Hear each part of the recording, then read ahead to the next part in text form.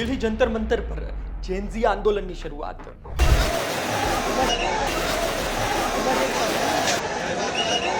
અભિજીત દીપકે અમેરિકાથી ભારત દિલ્હી આવ્યા।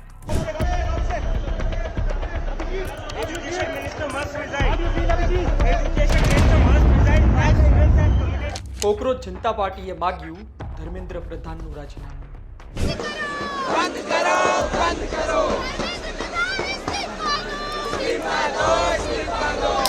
શું દિલ્હીમાં ઇન્કલાબની શરૂઆત, ક્રાંતિની શરૂઆત, પરંતુ ગુજરાતમાં શું? વિસ્તારથી સમજીએ અને વિસ્તારથી જાણીએ શું થયું છે, શું થઈ રહ્યું છે અને શું આવનાર દિવસમાં થઈ શકે છે। 15 મે 2026 ચીફ જસ્ટિસ સૂર્યકાંતે એક્ટિવિસ્ટ હોય, સોશિયલ મીડિયામાં પોતાનું દુઃખ દર્દ મૂકતા હોય, આંદોલન કરતા હોય તેમને કોકરોચ સાથે મે મહિનાની 20 થી 22 વચ્ચે અભિજીત દીપકે નામના વ્યક્તિ દ્વારા વિરોધ કરવામાં આવ્યો। સોશિયલ મીડિયામાં એક એકાઉન્ટ બનાવવામાં આવ્યું કોકરોચ જનતા પાર્ટી, અને ત્યારબાદ તેમાં જે લોકો જોડાયા તેના જે ફોલોઅર્સ વધ્યા અને તેનું એક્સ હેન્ડલ બંધ પણ કરી દેવામાં આવ્યું। 1 જૂન 2026 એક્સ હેન્ડલ બ્લોક કરવાને લઈ દિલ્હી હાઈકોર્ટમાં અરજી થઈ, જે બાદ સરકાર અને એક્સ હેન્ડલ આ બંનેને નોટિસ ફટકારવામાં આવી, જે બાદ અભિજીતે કહ્યું કે હવે વિરોધ ફક્ત સોશિયલ મીડિયામાં નહીં પરંતુ મેદાન પર આવીને કરીશું। 6 જૂન તારીખ નક્કી કરવામાં આવી, દિલ્હી જંતર મંતર મેદાન નક્કી કરવામાં આવ્યું। 6 જૂન 2026 અમેરિકાથી અભિજીત દીપકે ભારત આવે છે, દિલ્હી પહોંચે છે, જંતર મંતર મેદાન પહોંચે છે, મોટી માત્રામાં તેમના સમર્થકો ત્યાં પહોંચે છે અને આંદોલનની શરૂઆત થાય છે, ધરણાની શરૂઆત થઈ છે। ધર્મેન્દ્ર પ્રધાનનું રાજીનામું માંગવામાં આવે છે। कि ये कोई सोशल मीडिया ट्रेंड नहीं है, ये एक आंदोलन है जो जिसकी आज शुरुआत हो चुकी और आगे बढ़ता जाएगा, बड़ा होते जाएगा। मैं धर्मेंद्र प्रधान जी जो एजुकेशन मिनिस्टर है उनसे पूछना चाहता हूँ, पांच बच्चों ने सुसाइड कर लिए फिर भी आपने रिजाइन नहीं किया है। आपको शर्म नहीं आती? और कितने बच्चों के पास सुसाइड करना का वेट करेंगे आप जब तक रिजाइन नहीं करोगे तब तक हमारा मूवमेंट जारी रहेगा। इसके बाद हम ये मूवमेंट को देश भर में लेकर जाएंगे और ये मूवमेंट तब तक जारी रहेगा जब तक धर्मेंद्र प्रधान रिजाइन नहीं करते, और इसको हम देश भर में लेकर जाएंगे और हम फिर से एक बार दिल्ली में इकट्ठा होंगे। હવે ધર્મેન્દ્ર પ્રધાન ક્યારે રાજીનામું આપે તે તો ખબર નથી, પરંતુ સવાલો થતા રહ્યા છે સમયે સમયે કે ગુજરાતના યુવાનો ચૂપ કેમ છે, ગુજરાતના યુવાનો શું સૂતા છે, શું સરકારથી ખુશ છે કે પછી નારાજ છે, નારાજ છે તો પછી બોલતા કેમ નથી, નારાજ છે તો પછી આંદોલન કેમ નથી કરતા, અને નારાજ છે તો પછી મુખ્યમંત્રી બદલાય તેવો આક્રમક અંદાજ તેમનો કેમ નથી જોવા મળતો। વિસ્તારથી વાત કરીએ થોડું તો ભૂતકાળમાં આંદોલન થયા છે, યુવાઓએ આંદોલન કર્યા છે, જેમાં આપણે વાત કરીએ તો ફિક્સ પગાર વિરોધી આંદોલન ગાંધીનગરમાં વિરોધ કરવામાં આવ્યો, મોટી માત્રામાં યુવાનો બહાર આવ્યા અને ત્યારબાદ સરકારે પણ એક્શન લીધી। બિન સચિવાલય ક્લાર્ક પેપર લીક આંદોલન, પેપર ફૂટ્યા, ગુજરાતમાં યુવાનો પરેશાન થયા, ગાંધીનગર પહોંચ્યા, રસ્તા પર બેઠા, ધરણા કર્યા। યુવરાજસિંહ જાડેજા નામના યુવાને તેનું નેતૃત્વ કર્યું અને ત્યારબાદ પરિણામ પણ લાવ્યા। આ જ રીતે હેડ ક્લાર્ક અને તલાટી પેપર લીક આંદોલન, વિરોધ અને મોટી માત્રામાં યુવાઓનું ભવિષ્ય રસ્તા પર આવ્યા, વિરોધ કર્યો, સરકારને લલકારી, પરંતુ શું તે તેવું આંદોલન હતું કે સરકાર બદલાય? શું તે તેવું આંદોલન હતું કે મુખ્યમંત્રી રાજીનામું આપે? થોડું ભૂતકાળમાં ડોક્યુ કરી લઈએ કે તેવા કયા આંદોલન છે કે જેમાં મુખ્યમંત્રી બદલાયા હોય। નવનિર્માણ આંદોલનને ગુજરાત ક્યારે ના ભૂલી શકે।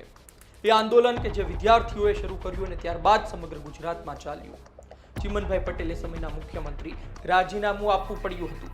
એલડી એન્જિનિયરિંગ કોલેજ અમદાવાદની ત્યાં ખોરાક બિલમાં થયેલા વધારાને લઈ આંદોલન શરૂ થયું હતું। ત્યારબાદ ભ્રષ્ટાચાર, અનાજની અછત તેવા મુદ્દાઓ પણ પકડાયા, નવનિર્માણ યુવક સમિતિઓ પણ બની અને અંતે મુખ્યમંત્રીએ રાજીનામું આપવું પડ્યું હતું। એ યુવાઓની તાકાત, એ યુવાઓની એકતા અને એ આંદોલન કહેવાય કે જે બહાર નીકળે, એક પછી એક વિસ્તાર સુધી આંદોલન પહોંચે અને ત્યારબાદ અંતે સરકારે ઝૂકવું પડે, નમવું પડે। મૂળ મુદ્દો તો અલગ છે, પરંતુ સરકારે, મુખ્યમંત્રીએ પોતે રાજીનામું આપવું પડે। ગુજરાતનું આ આંદોલન વર્ષોથી ચર્ચાઈ રહ્યું છે અને વર્ષો સુધી ચર્ચાશે એવું લાગે છે। બીજું આંદોલન છે પાટીદાર અનામત આંદોલન. મોટી માત્રામાં યુવાનો ભેગા થાય છે, પાટીદાર સમાજના લોકો ભેગા થાય છે. મુખ્યમંત્રી આનંદીબેન પટેલે ફેસબુક પર રાજીનામું મૂકવું પડે છે. સરકારી નોકરીમાં અનામતને લઈ આંદોલન શરૂ થયું હતું. અમદાવાદ જીએમડીસી મેદાન ખાતે એક ક્રાંતિ સભા યોજાઈ છે, જે બાદ ખૂબ દબાણ આવે છે. આવનાર દિવસોમાં સ્થાનિક સ્વરાજ્યની ચૂંટણીનો માહોલ, તાલુકા પંચાયત, જિલ્લા પંચાયતમાં ભારતીય જનતા પાર્ટી ખતમ થઈ જાય તેવી સ્થિતિ વચ્ચે 2016માં આનંદીબેન પટેલે ફેસબુક પર રાજીનામું મૂક્યું. પરંતુ કહેવાની વાત એ છે, કહેવાનો અર્થ એ છે કે પાટીદાર અનામત આંદોલન એક સામાજિક આંદોલન હતું. એટલે કે પાટીદાર સમાજો અન્ય સમાજને સીમિત આંદોલન હતું, પરંતુ બધાને સ્પર્શતું હોય, તમામ લોકો માટે હોય, કોઈ જ્ઞાતિ, જાતિ, ધર્મ ના હોય તેવા આંદોલન ગુજરાતમાં છેલ્લા 30 વર્ષમાં કેટલા થયા. અને તેવા આંદોલન કે જેનાથી સરકાર પડે, તેવા આંદોલન કે જેનાથી મુખ્યમંત્રીએ રાજીનામું આપવું પડે તેવો અંદાજ શું જોવા મળ્યો છે. શું ગુજરાતના યુવાનો એક અલગ પ્રકારની માનસિકતા ધરાવે છે? પેપર ફૂટે વિરોધ કરવાનો, ઘણી જગ્યાએ સફળતા મળે, ઘણી જગ્યાએ સફળતા નથી મળતી, પરંતુ અંતે શું એ પોતાનો ધંધો શરૂ કરી દેતા હોય છે, અન્ય દિશા તરફ આગળ વધી જતા હોય છે. બીજા રાજ્યની જેમ સરકારી પરીક્ષા પાછળ જે તૈયારી કરવાની હોય તેની સિવાય બીજું કશું ના હોય, એ જ અંતિમ વિકલ્પ હોય. બાકી નોકરી કરવાની નાની મોટી, તેની જગ્યાએ શું ગુજરાતના યુવાનો પાસે ઘણા બધા વિકલ્પો છે? કે પછી સામ દામ દંડ ભેદ કરીને સરકાર એ યુવાઓને ડામી દેતી હોય છે? શું પોલીસ ખાતાનો દુરુપયોગ કરવામાં આવે છે? પોલીસને હાથો બનાવી સરકાર આંદોલનને ઉછળી નાખે છે. અને આ સાથે સૌથી પહેલી વાત, પરવાનગી. શું તમામ જગ્યાએ પરવાનગી આપવામાં આવે છે? તો જોઈએ હવે આવનાર દિવસમાં શું થાય છે. ગુજરાતમાં ખેડૂતો પરેશાન છે અને ઘણા યુવા ખેડૂતો પણ છે. એટલે કે ખેડૂતો આટલી મોટી માત્રામાં હોય ગુજરાતમાં, તો તેમાં તેમના પરિવારમાં તેમના દીકરા પણ હોય, 25-35 વર્ષના યુવાનો પણ હોય, પરંતુ કેટલા યુવાનો રસ્તા પર આવી રહ્યા છે? ખેડૂત આંદોલનમાં પણ કેટલા યુવાનો બહાર આવી રહ્યા છે? આ સૌથી મોટો સવાલ છે. એને સિવાય ગુજરાતની, તેમના દ્વારા ધર્મેન્દ્ર પ્રધાન ગુજરાત આવ્યા ત્યારે તેમનો વિરોધ કરવામાં આવ્યો, પરંતુ તેમની સાથે પણ કેટલા લોકો હતા એ પણ સૌથી મોટી વાત છે. ગુજરાતના યુવાનો શું કરી રહ્યા છે અને શું હજુ પણ એ પરિસ્થિતિ નથી આવી કે એવું મોટું આંદોલન થાય ગુજરાતમાં? હજુ પણ યુવાનો શાંત બેઠા છે? હજુ પણ યુવાનો એ વાત ગળી જાય છે કે જે પણ થયું આવનાર દિવસમાં ધ્યાન રાખશું, આવનાર દિવસમાં વધુ મહેનત કરીશું અને સરકાર સામે થોડા આંદોલન કરી, થોડી રજૂઆત કરી શાંતિથી ઘરે આવીને બેસી જતા હોય છે. આપનું શું માનવું છે? કોમેન્ટ બોક્સમાં લખજો. આપ શું વિચારો છો? એક તરફ દિલ્હીમાં જંતર મંતરમાં કોકરોચ જનતા પાર્ટીનું આંદોલન, જેમાં એક પછી એક યુવાનો પહોંચી રહ્યા છે, અને બીજી તરફ ગુજરાતમાં સન્નાટો. બેશક ગુજરાતમાં યુવાઓને લઈ તેવી પરિસ્થિતિ નથી, પરંતુ હું વાત કરી રહ્યો છું જૂની પરિસ્થિતિ અને ગુજરાતની શિક્ષણ પ્રણાલીને લઈ.